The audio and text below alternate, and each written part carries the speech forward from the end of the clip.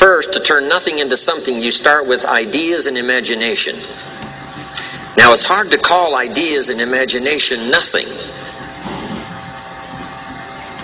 How tangible are ideas and imagination?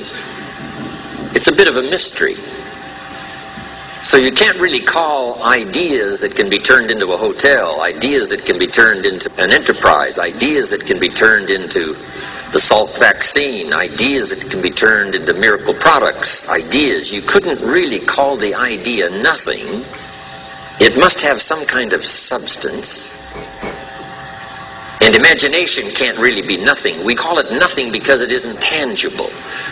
It isn't like a podium. It isn't that real. But it is almost real. So to turn nothing into something, you start with ideas and imagination. Interesting. Ideas that become so powerful in your mind and your consciousness, they seem real to you even before they become tangible.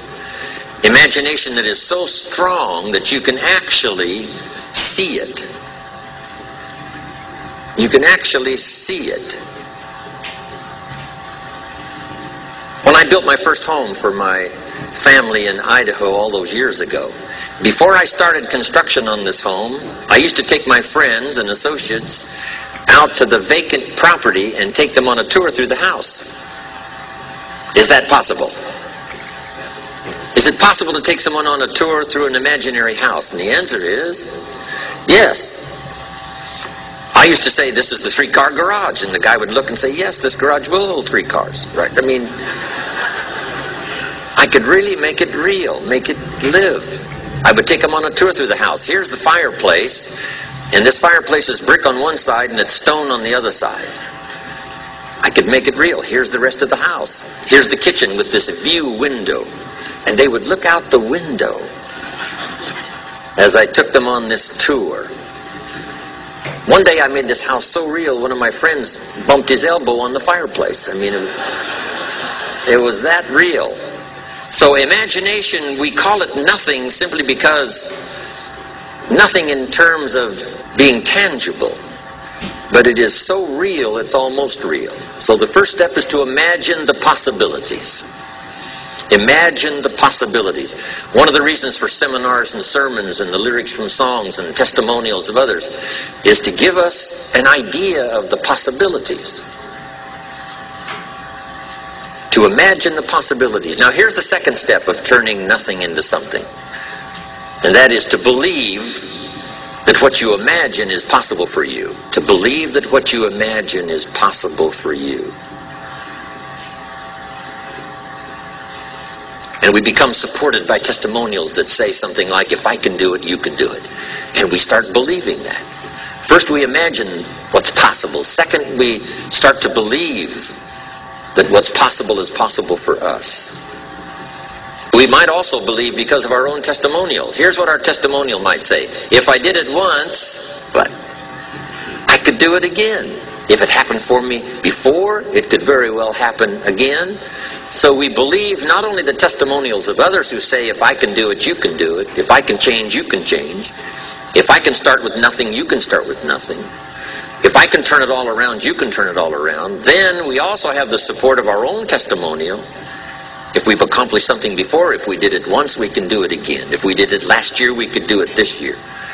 So those two things are very powerful. Now, they're not actual substance, although they're very close.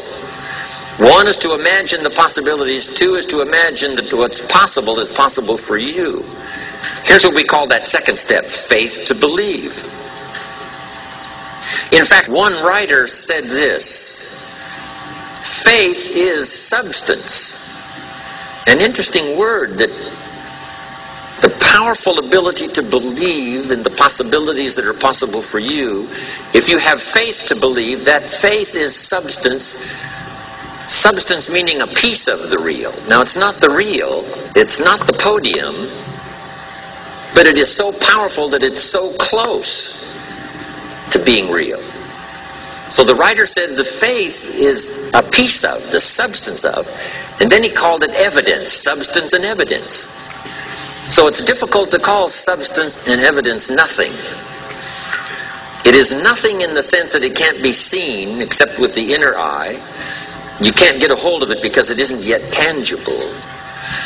But it is possible to turn nothing, especially ideas and imagination. Now, if you believe that it's possible for you, that substance and evidence becomes so powerful that it now can be turned into reality. So the first step is to imagine what's possible. Second step, to believe that what's possible is possible for you. Now here's the third step, and that is to go to work and make it real. You go to work and make it a podium. You go to work and make it a hotel.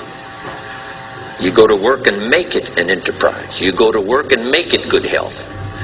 You go to work and make it an association. You go to work and make it a good marriage. You now go to work and make it a movement. You make it tangible. You make it viable. You breathe life into it. And then you construct it. That is such a powerful ability for all of us as human beings. I just wanted to take the time to drop that in before I move on to so many other subjects. How to turn nothing into something. Now here's the last part. It takes the disciplined activity to turn nothing into something finally. Faith without the activity serves no useful purpose. But faith invested into the activity creates reality. Once I understood that, I knew then it was possible to build a career.